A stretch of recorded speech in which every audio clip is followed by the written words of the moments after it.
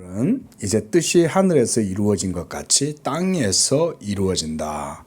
하나님의 구속의 경륜, 섭리, 작정하신 그 뜻. 이것은 먼저 영원전, 창세전 삼위일체 하나님 안에서 먼저 삼위, 성부, 성자, 성령 안에서 위격간에 이루어진 그런 우리가 교리에서는 팍툼 살루티스다.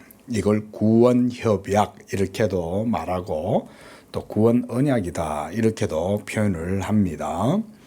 이 하나님의 위격간에 영원한 신적 작정에 기초하여 뜻이 먼저 하늘에서 있었다 이렇게 얘기하고요. 그리고 영원 가운데 있었던 그 신적 작정 하나님의 뜻 이것이 이제 역사상에 실현되고 이루어지는 성취되어지는 이런 것들을 지금 예수님이 하나님 아버지께 기도하고 있는 내용이 바로 뜻이 하늘에서 이루어진 것 같이 땅에서 이루어지이다 그랬습니다. 자, 이 기독교 신앙 또 기독교 구원 또는 실천적 모든 내용들은 추상적이거나 관념적인 게 절대로 아니에요. 역사와 한시도 떨어지지 않아요. 그렇다고 해서 실존주의자들이 말하는 어떤 내재주의적인 어떤 실존적인 그런 의미가 아닙니다. 말 그대로 객관적 하나님의 말씀이 우리의 모든 역사 가운데 모든 순간까지도 주관하고 그래서 그의 뜻 가운데 모든 일들이 이루어짐을 통하여 하나님의 뜻이 이루어지는 그것이 역사 속에 실현되어지는 이런 것들을 우리가 여기에서 땅에서 이루어진다 이런 의미가 되겠습니다. 굉장히 중요하죠. 자, 조금 달리 한번 생각해 볼까요? 자, 이 땅은 어떤 땅입니까? 아담이 불순종하고 범죄하였을 때 하나님께서 아담에게만 형벌을 내리신 게 아니죠. 땅도 어떻게 되었습니까? 저주를 받았죠. 땅은 너로 말미암아 저주를 받고 가시와 은근키를 낼 것이며 또한 땅의 기름짐이 끊어짐으로써 땅에서 열매가 제대로 나지 않는 거예요.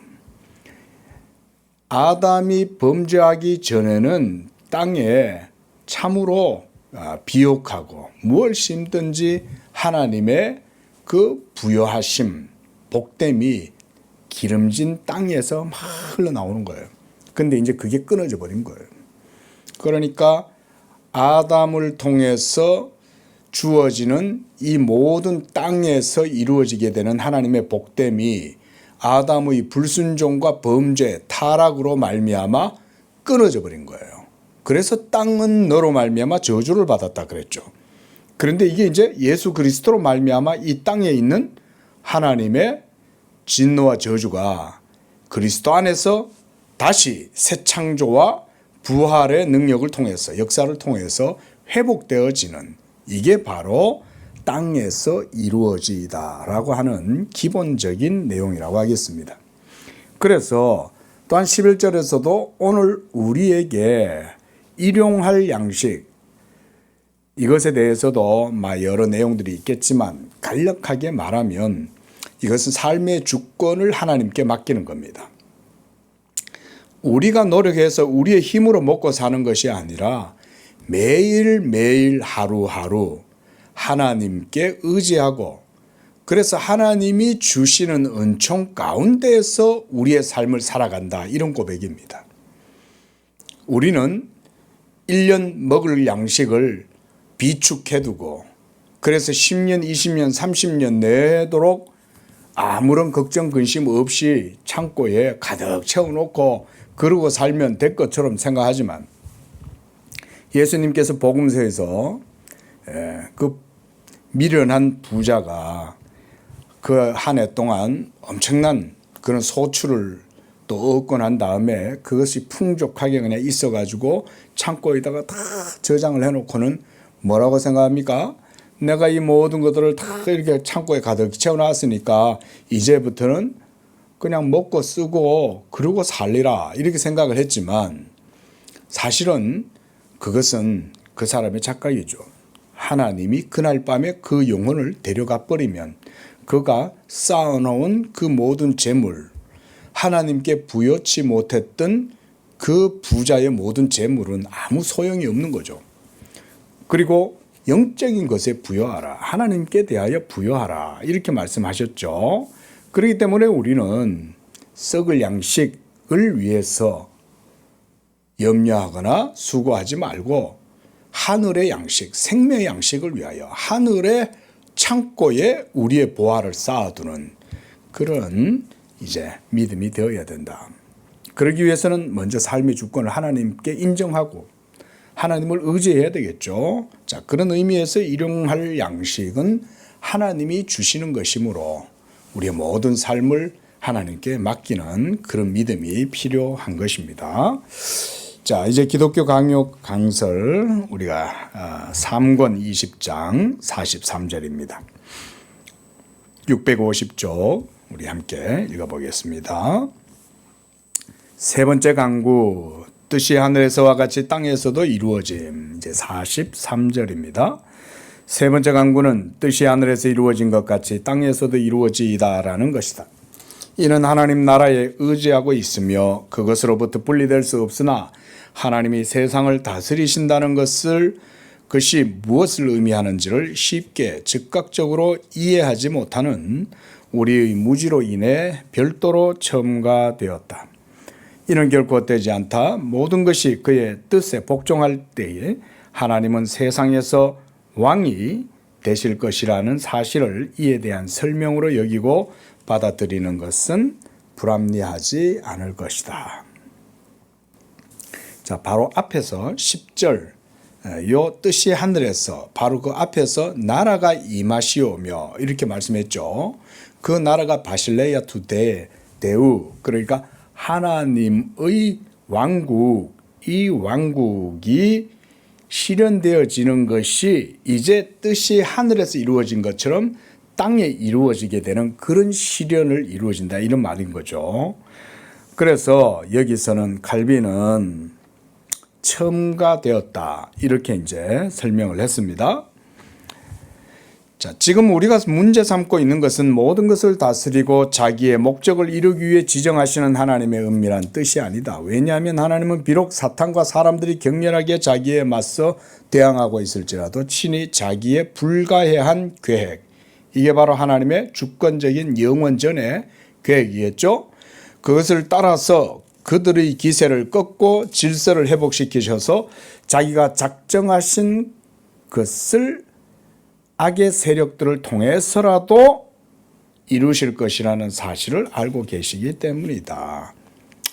사탄은 예수님을 가룟 유다를 집어넣고 갖가지 빌라도와 또 대제사장들과 유대인들의 무리들을 이용해 가지고 예수님을 잡아서 죽이면 될 거라고 생각했지만 도리어 그것이 하나님의 깊이 감추어진 뜻을 이루게 되었죠. 예수님도 그런 하나님의 뜻을 알고 거기에 순복하고 죽기까지 순종하신 거죠. 만약 예수님이 자기를 잡으러 검과 몽치를 들고 와가지고 예수님께 막 칼로 들이대고 이렇게 했을 때 예수님이 12형 더 되는 천사들을 불러가지고 그들을 말 한마디로 그냥 싹 다 제거하실 수 있었지만 그렇게 하시지 않은 이유는 뭡니까? 바로 하나님의 작정하신 뜻을 이루기 위해서 참으신 거죠. 또 만약 예수님이 십자가를 져버렸다면 예수님 혼자서는 그들을 악의 세력들을 다 진멸하실 수 있었겠지만 하나님 아버지의 의, 그를 보내신 아버지 하나님의 뜻, 이것은 이루어질 수 없었겠죠. 아버지의 뜻은 이것이니 나를 아들을 보고 듣고 믿는 자마다 구원을 얻게 하는 것이다. 그 구원이 십자가의 대리적인 속죄를 통해서 이루어진 거죠. 그래서 아들은 십자가의 고난 수치를 즐거이 받아들이고 그 앞에 있는 기쁨을 위하여 모든 고난을 참으셨다. 부끄러움을 참으셨다. 그렇게 얘기하시는 거죠. 가룟 유다도 하나님의 구속을 이루기 위해서 택함받은 진노의 그릇이고 빌라도도 진노의 그릇이고 그래서 하나님은 그런 악한 세력들을 통해서도 자기의 의를 이루시는 거예요. 그것은 지금도 마찬가지고 그 하나님의 섭리는 그런 거예요. 하나님 저 악한 사람 김일성이는 왜 안 죽이고 저렇게 오랫동안 살려두십니까? 우리가 막 이런 생각할 수 있죠. 왜 저 악한 세력들 소위 세상 사람들이 말하는 악의 축 빌런들 악당들은 왜 하나님 살려두십니까? 다 하나님이 쓰시는 도구가 되는 거예요. 왜 이단 사이비들 교주들은 이렇게 연약한 영혼에 그런 연약한 영혼들을 미혹해 가지고 그들을 막 멸망으로 이끌어 들이는데도 하나님은 왜 그들은 놔두냐? 왜 이만희 같은 사람들은 시한부 말기 암 같은 것도 안 걸리냐 이거예요. 하나님께서 진노의 그릇으로 지금 쓰시는 거예요. 이 시대에도. 그러니까 우리는 이런 하나님의 섭리를 생각하면 가장 먼저 생각해야 될 게 뭐냐면 진정 살아계시는 하나님 앞에서 두렵고 떨림으로 겸손해야 돼요. 하나님을 그래서 무슨 동네 구멍가게에서 뭐 물건 사듯이 그런 식으로 쉽게 생각할 수 있는 게 아니에요. 하나님은. 하나님 그분 자신은 우리의 전 모든 역사와 존재도 하나님은 감당할 수 없어요. 우리가. 한순간도 우리는 하나님의 존재를 감당할 수 없어요. 어떤 분인데 하나님이. 근데 우리는 그 하나님을 그만큼 모르잖아요. 모르니까 하루 강아지 법 무서운 줄 모르고 하나님 앞에서 막 함부로 거만하게 행동하는 거죠. 그리고 자기의 삶은 자기가 주권인 자인 양, 자기가 주체인 양 이래 생각하면서 막 함부로 한다고요. 인생들이. 그렇게 해서는 안 됩니다.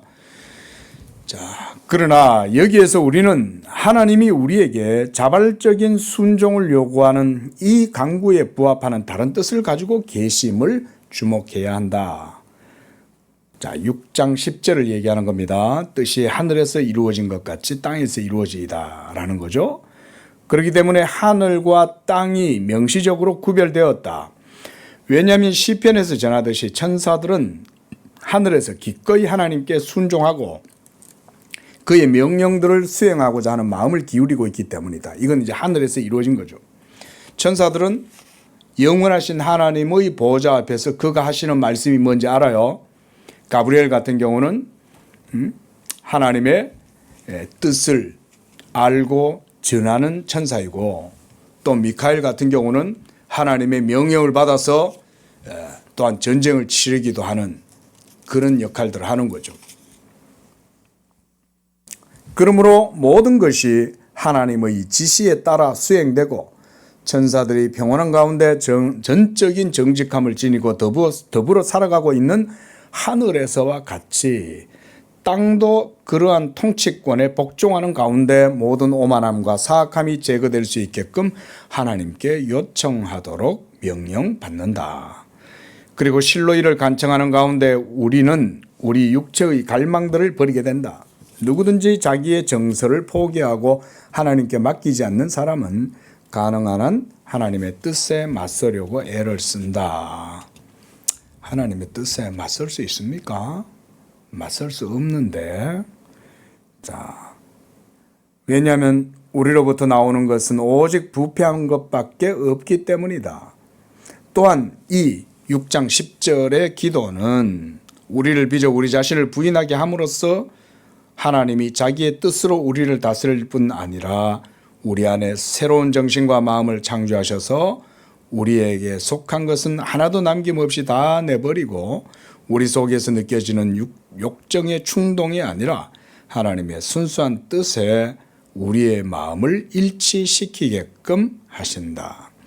요컨대 우리가 원하는 것은 우리 자신으로부터 나오는 것을 추구하는 것이 아니라 그의 영이 우리의 마음을 다스리는 데 있다.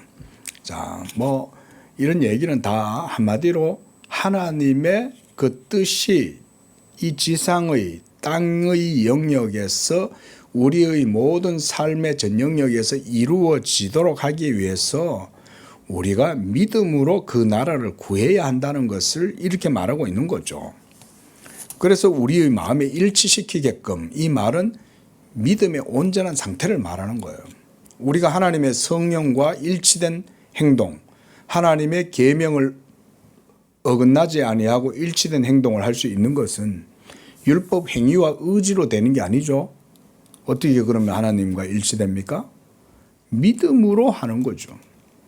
믿음으로 행하면 하나님의 그 객관적인 절대적이고 보편적인 말씀과 100% 우리가 일치될 수는 없어요. 그럼에도 불구하고 성령이 율법의 요구가 이루어지도록 하시는 그 역사가 우리의 연약한 믿음을 통해서도 하나님은 하신다 이 말인 거예요. 여기에 이제 경건의 비밀이 있고 경건의 도가 여기 있죠. 우리가 완전해서 하나님의 말씀에 일치되는 게 아니에요. 율법의 요구가 이루어지도록 하는 것도 우리의 의지나 어떤 열정에 의해서 되는 게 아니에요. 예수 그리스도를 믿는 믿음 가운데 그게 이루어져요. 근데 그 믿음은 그럼 완벽하냐? 완벽하지 않죠. 완벽하지 않은데도 그 연약한 믿음, 예수 믿음이 성령의 역사를 통해서 하나님의 뜻에 부합되도록 우리 안에서 하나님이 일하신다 이런 말인 거예요. 그러면 완전한 하나님 나라가 이루어지진 않을지라도 성도들이 믿음으로 행한 그 모든 행위가 하나님의 이러한 뜻과 나라를 이루도록 역사한다 이 말이죠. 그게 바로 뭐예요? 믿음이죠. 그렇죠? 믿음. 자, 요런 게 이제 중요한 거예요. 지금 말씀드리는. 자, 우리의 믿음은 완전함이 아닙니다. 그렇죠? 완전함이 아니에요. 하지만 이 믿음은 예수 그리스도를 믿을 때에 이 믿음을 통해서 하나님은 우리를 의롭다 하시죠. 또 우리를 거룩하게 하시죠. 성화합니다. 또 거룩하게 할 뿐 아니라 영화롭게 하시죠. 자, 이런 것들이 예수 믿음 안에 다 들어가 있죠. 그런데 바로 이 믿음으로 우리가 먼저는 하나님의 뜻을 따라 기도하고 또 행할 때 우리의 삶 가운데 이루어지는 거죠. 그때 이루어지게 할 때도 이게 완전하게 이루어지진 않아요. 그럼에도 불구하고 완전하지 않을지라도 하나님은 온전하게 하시는 거예요. 이 온전케 하시는 것이 그럼 어떻게 해서 온전케 되냐? 성령께서 그리스도의 말씀으로 우리 안에서 자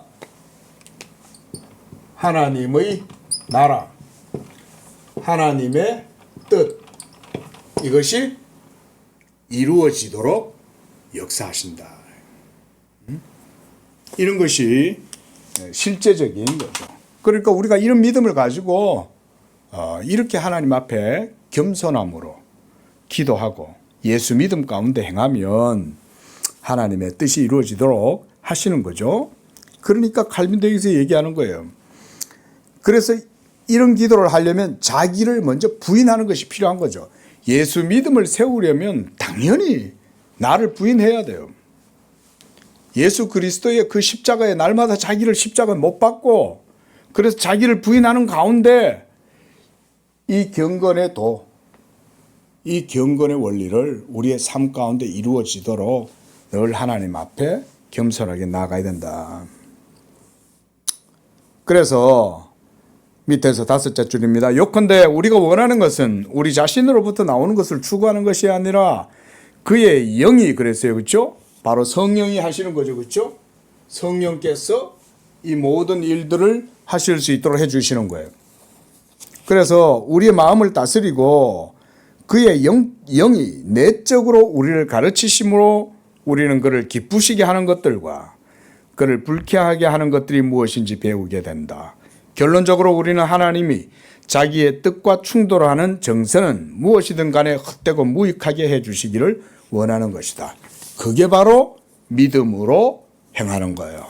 그래서 사도 바울이 믿음으로 하지 않는 모든 것이 다 죄니라 라고 얘기할 때 바로 요 얘기를 하는 거예요. 연약하지만 완전하지 않은 믿음이지만 예수 믿는 믿음으로 행할 때에 하나님은 우리의 모든 것들을 받으시고 인치시고 보증하심으로써 완전한 행위가 아닌 믿음 그 자체의 가치를 인정하고 받아주심으로 그게 이제 칼빈이 말하는 그런 이중은혜의 교리들입니다. 자, 그래서 652쪽입니다. 보라, 우리의 이성을 제하고 우리를 위한 그 어떤 유용함도 고려하지 않고 눈앞에 오직 하나님의 영광만 두기를 구하는 것이 합당한 처음 세 가지 항목의 기도를 비록 이 기도로부터 우리에게 매우 큰 성과가 주어진다고 할지라도 여기에서 그것이 추구되어서는 안 된다. 이 모든 것들은 우리가 생각하고 바라고 간구함으로써 그때그때 일어나는 것이 아니다. 그럼에도 불구하고 이 모든 것은 그것을 우리가 요청하고 구해야 한다. 진정 우리가 이렇게 기도하는 것은 그 가치가 적지 않다. 자, 쉽게 말하면 이렇게 질문할 수 있어요. 우리는 이렇게 무익하고 부패하고 전적으로 타락했는데 그럼 우리가 구하는 것조차도 부족하고 연약하고 그 속에 흠이 많이 있는데 하나님이 그런 우리에게 왜 그럼 기도하라고 그러시냐 이런 말인 거죠. 우리 이렇게 질문할 수 있겠죠. 그렇죠? 진정 우리가 이렇게 기도하는 것은 그 가치가 적지 않다. 이를 통해 우리는 우리 안에 있는 모든 것을 다 쏟아 열정적으로 참되게 깊이 몰입한 가운데 우리가 하나님의 종들이자 자녀라고 증언하고 고백하며 우리의 주님과 아버지 되시는 하나님께 마땅히 받으셔야 할 영예를 올려드리며 참여하게 된다. 그러므로 하나님의 영광을 더 높이려는 이러한 정서와 열의를 가지고 하나님의 이름이 거룩히 여김을 받고 그의 나라가 임하고 그의 뜻이 이루어지기를 간구하지 않은 사람들은 하나님의 자녀들과 종들 가운데 속한 것으로 여겨져서는 안 된다. 이 모든 것을 마지못해 하는 사람들에게는 그만큼 부끄러움과 파멸이 뒤따를 것이다. 좀 요약해서 좀 표현해 보면 하나님의 자녀들은 내가 부족하고 연약해도 하나님 아버지의 사랑과 그 자비하심을 굳게 붙들고 그걸 확신하는 가운데 하나님의 나라와 뜻을 위해서 간구해야 된다는 거예요. 우리가 기도한다고 하나님 들으시나? 이런 것은 하나님께 대한 진정한 열의를 가지고 있지 않는 사람의 핑계일 뿐이에요. 하나님의 자비하심을 믿는 사람은 안 그렇죠. 그렇죠? 하나님의 선하심을 믿는 사람은 그렇지 않습니다. 도리어 자기가 부족하고 연약함을 느낄지라도 찬송가 가사처럼 내가 연약할수록 더욱 귀히 여기사 내가 연약하고 부족한데 하나님이 나를 더욱 귀하게 여겨주신다는 것을 믿는 거죠. 그 믿음으로 하라는 거예요.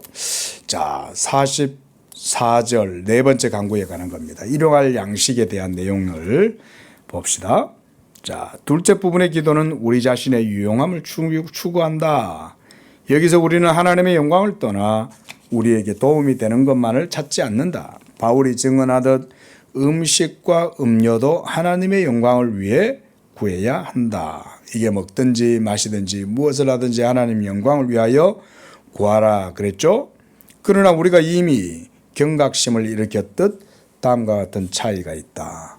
하나님은 처음 세 가지 소원들을 특별히 자기에게 관련된 것들이라고 주장하시면서 우리를 전적으로 그 자신에게로 이끄심으로 그 방식으로 우리의 경건을 입증하고자 하신다. 이렇게 하신 다음에 하나님은 우리가 우리 자신의 유익을 돌아보게끔 허락하신다.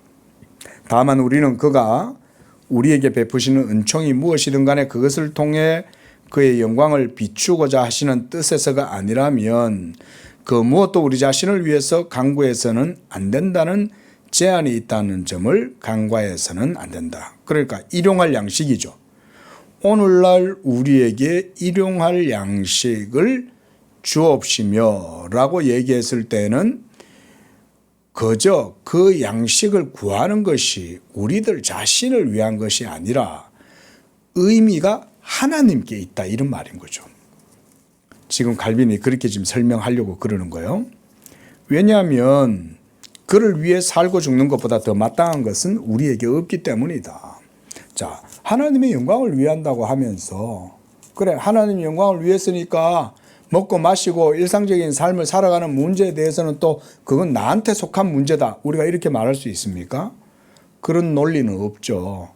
전적으로 하나님께 영광을 돌리는 것이라면 먹고 마시고 입고 살아가는 문제조차도 거기에 다 포함되어져 있어야 되는 거죠. 그렇죠? 항을 하나님 영광을 위한 항을 관로를 따로 묶고 우리 자신을 위해서 그래도 뭔가 또 필요한 것들이 있지 않냐 이러면서 그 항을 따로 분리시킬 수 있다는 논리는 그런 것은 어불성설이죠. 이 두 개가 다 하나님의 영광이라는 목적 안에 다 함께 관로 안에 포괄되어져 있다. 이런 개념으로 생각하라는 거죠. 두 번째 문단.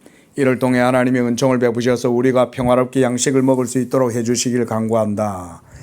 이 세상의 요소들로 이루어진 육체의 소용이 닿는 것 모든 것이 일반적으로 이에 해당된다.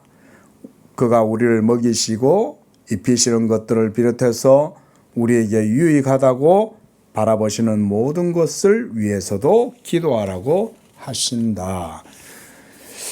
조금 이렇게 한번 좀 쉽게 한번 설명을 해봐도 좋을 것 같아요. 예를 들어서 우리가 자녀들의 대학 입시나 또는 어떤 직업을 구하는 어떤 회사에 취업을 하는 문제 이런 거 이제 우리 그리스도인들의 자녀들을 위한 성도들의 기도가 이런 기도들도 많이 있죠. 그럼 여러분들이 그런 것들도 그래 따지면은 일용할 양식의 동일한 선상에서 생각할 수 있는 거예요. 먹는 문제는 아니라도 살아가는 문제 그 자체를 얘기하는 거거든요. 그러면 자녀의 대학 입시나 직장 구하는 문제 이런 것들을 위해서도 기도한다면 그 모든 것들도 다 어디 포함된다는 거예요. 하나님의 영광이라는 목적 아래 다 포함되어진다는 거예요. 그 가운데 기도할 때 그거조차도 하나님께 일용할 양식 구하듯이 하나님께 간구해라는 거예요.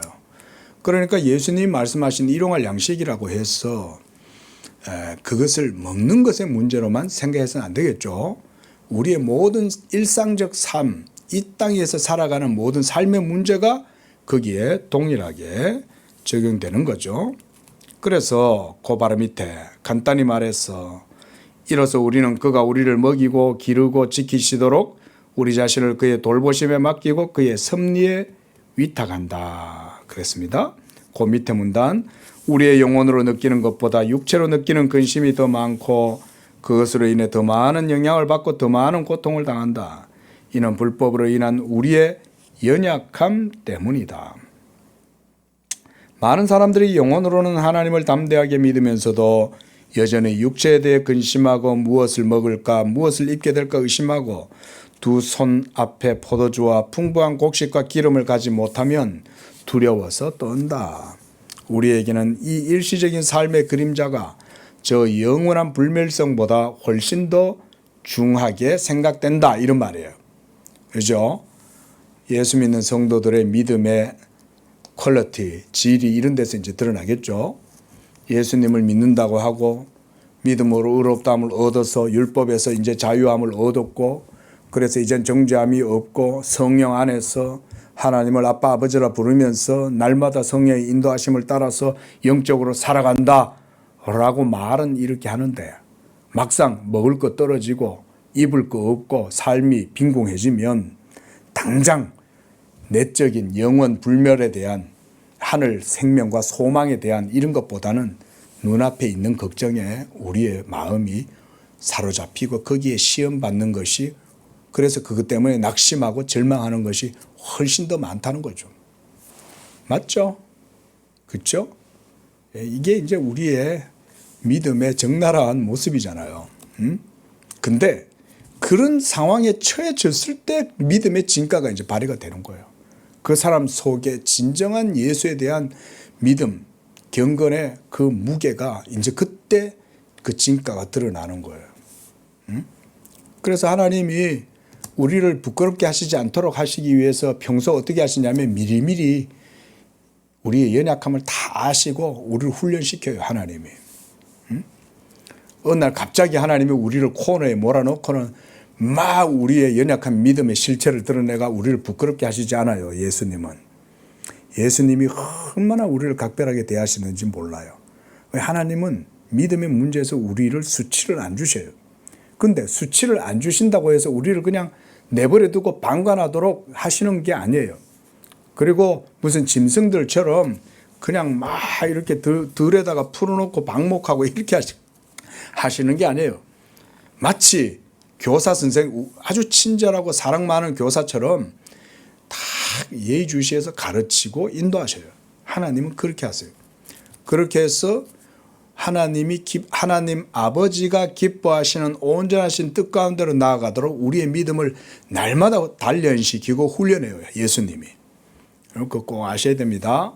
예, 우리가 살아가는 것 같아도 예수 믿는 성도들의 삶은 이와 같이 예수님이 여러분들이 잘 느끼지 못할 정도지만 여러분들의 모든 삶의 길 가운데서 인도하세요. 그 가운데 주의 말씀이 내 발의 등불이 되고 내 길의 빛이 되는 겁니다. 자, 우리가 그런 믿음을 가져야겠습니다. 그래서 그 밑에도 보세요. 그러므로 내버림이 없었다면 우리는 심히 근심하게 했을 것들을 우리가 하나님에게서 소망하게 하는 믿음의 훈련은 결코 사소하지가 않다. 그래서 믿음의 훈련을 하나님이 시키시는 거예요. 거의 모든 사람의 골수 속에, 이게 이제 우리의 연약함이죠. 이 골수 속에 끈질기게 붙어 있는 이 불신앙을 우리가 벗겨내게 되는 진보, 이걸 누가 하냐 이거예요. 우리들이 스스로 이걸 합니까? 우리들 스스로 이거 못해요. 하나님이 이걸 해나가시는 거예요. 우리 안에서. 그래서 그리스도를 향한 포커스를 맞추고 길을 벗어나지 아니하고 트랙을 따라서 믿음의 온전한 길로 진보를 이루어 나가도록 도와주세요. 하나님이 그 일을 하시는 거예요. 그런데 어떤 사람들이 자, 옆에 초랄 초자를 붙여놨어요. 초실제적인 양식에 관해 철학화하면서 자, 하는 말은 그리스도의 뜻과는 부합되는 점이 거의 없다. 그 밑에 보면 1295 이래서 이제 거기에다가 역자께서 밑에 각주를 달아 놓으셨어요. 칼빈의 라틴어 여기에서 일용할 양식을 초실제적인 양식으로 번역한 것을 심히 불합리하다고 지적하면서 에라스무스가 이를 옹호한 것에 대해서 경박하다고 비판한다. 이렇게 해놨죠.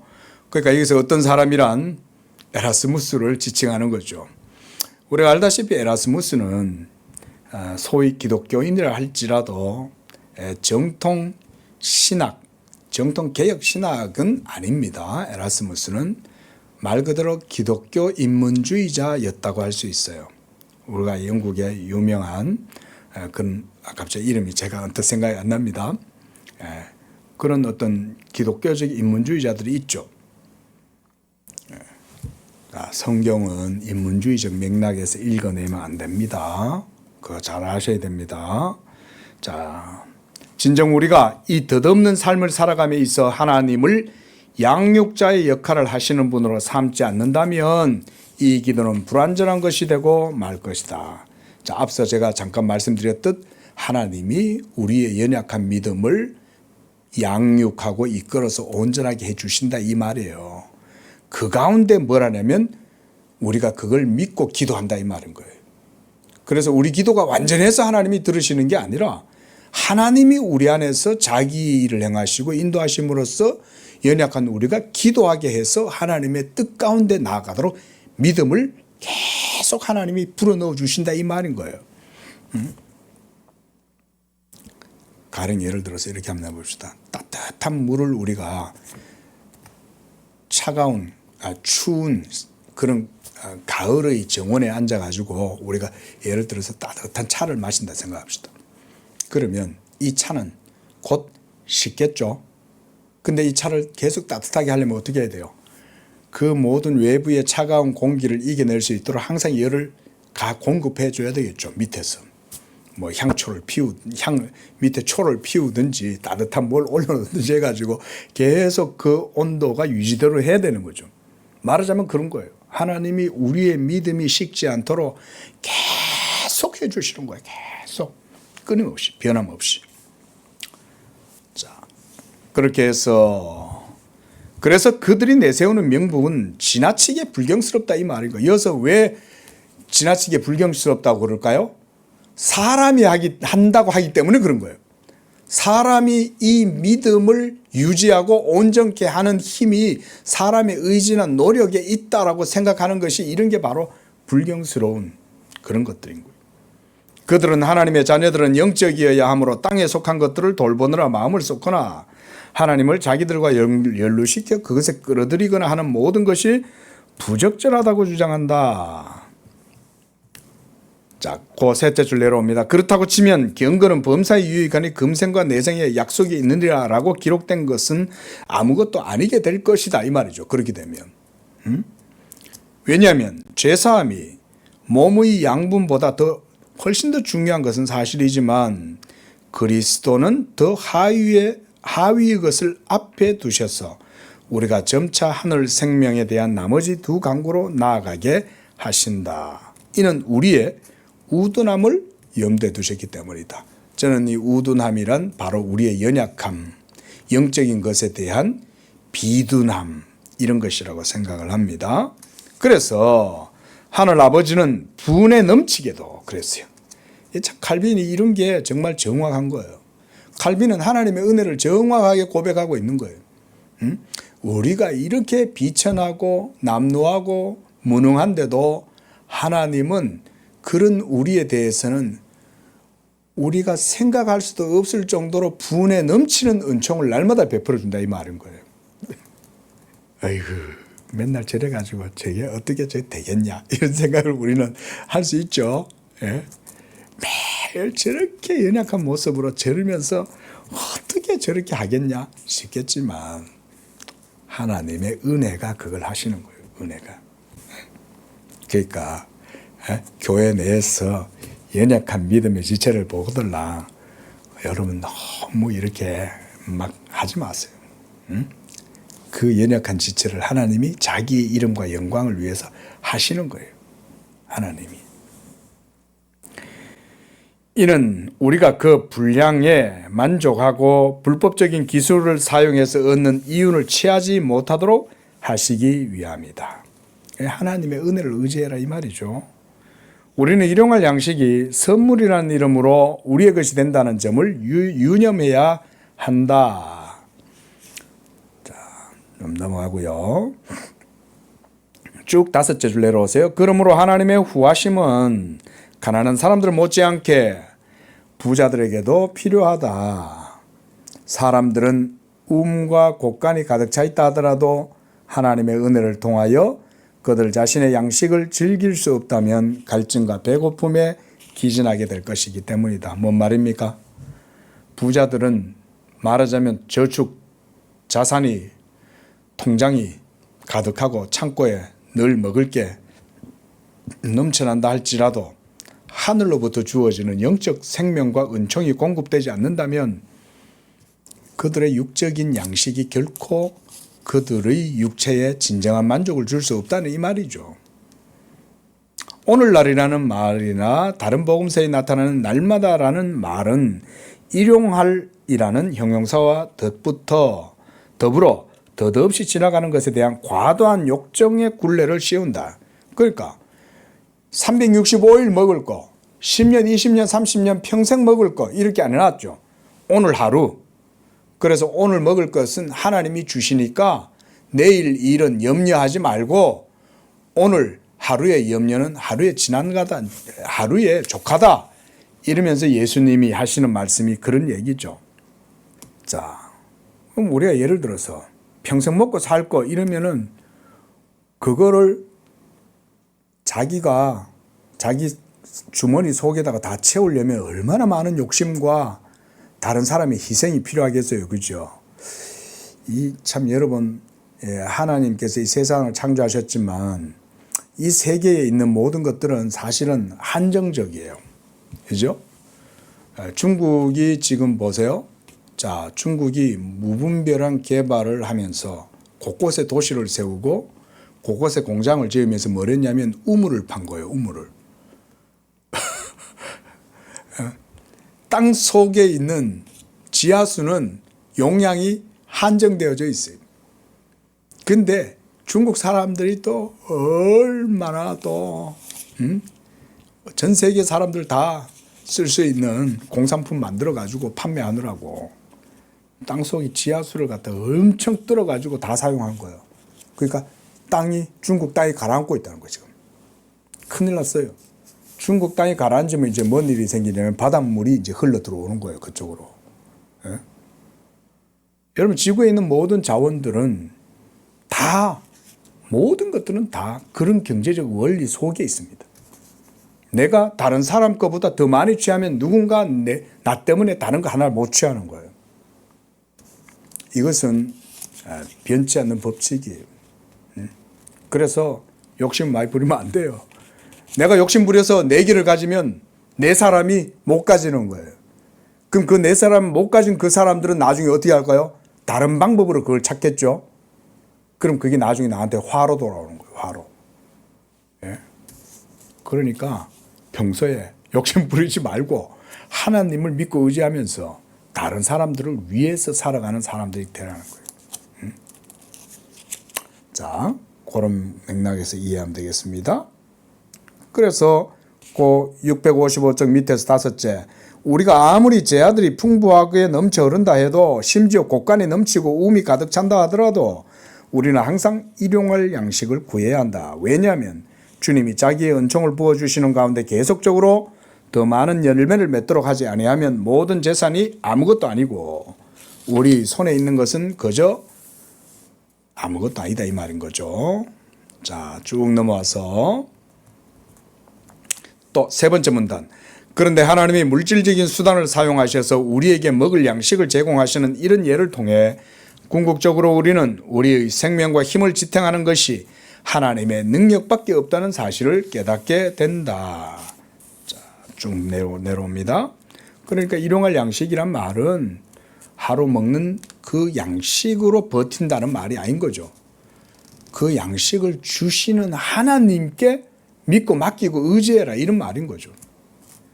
조금 계속 그런 얘기고요. 자, 밑에서 2번째 문단 중간쯤 가보면요. 자, 더 나아가 참 기도는 자기들의 마음 전체와 그 속에 숨어 있는 모든 것을 하나님 자신 앞에 쏟아내야 하는데 그들은 가능한 한 자기들의 탐욕의 정서를 그에게 숨기고자 한다. 그러니까 일용할 양식을 구해라는 거예요. 하나님, 내일 거 구하지 않겠습니다.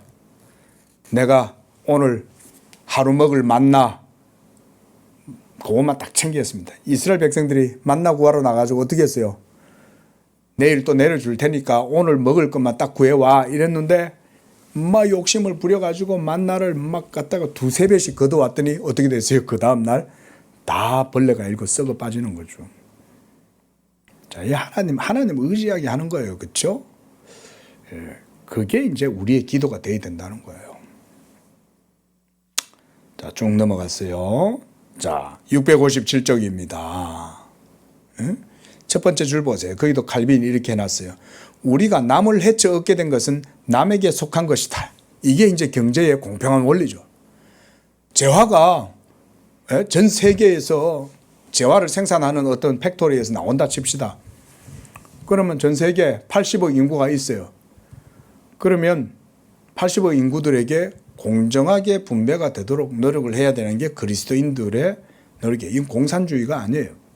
내가 자비를 베풀고 선행을 행함으로써 하나님의 그 호의를 하나님의 풍성함을 나눠주는 거죠. 공산주의는 전혀 그런 건 아니죠. 그러나 기독교야말로 그렇게 얘기하는 거죠. 네 떡을 강에 던져라. 여러 날 후에 도로 찾으리라. 이렇게 말해요.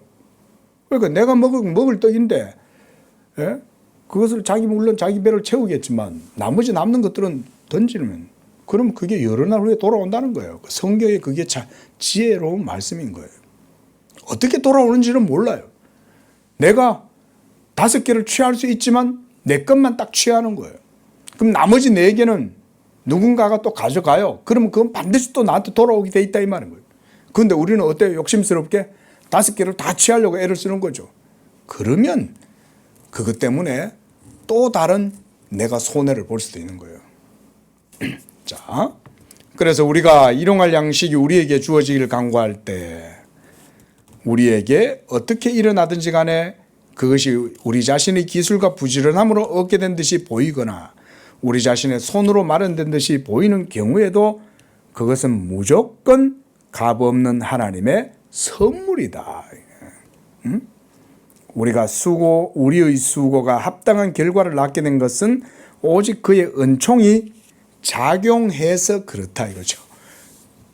한마디로 더 요약해 보면 결국 하나님의 은혜를 의지하고 그분을 의존하면서 살아가라는 거예요. 육적인 먹을 것, 입을 것, 육적인 것들을 의지하지 말라는 것이죠. 자, 이런 마음으로 예수님이 우리에게 기도를 가르쳐 주셨어요. 기도하겠습니다. 거룩하신 하나님 아버지,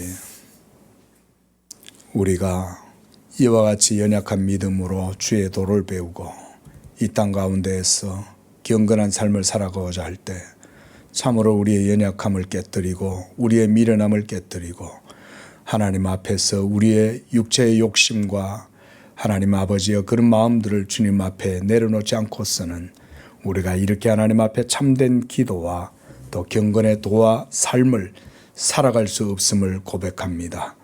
일용할 양식을 우리에게 주실 때에 온전히 하나님을 의지하고 매일매일 우리의 삶의 주권이 하나님께 달려있고 또한 우리의 일용할 양식도 오직 하나님의 무한하신 은총과 값없는 선물이라는 사실을 고백하고 그 가운데 날마다 믿음으로 영적으로 하나님께 영광을 돌리고 살아가는 우리의 삶이 되게 해주시옵소서.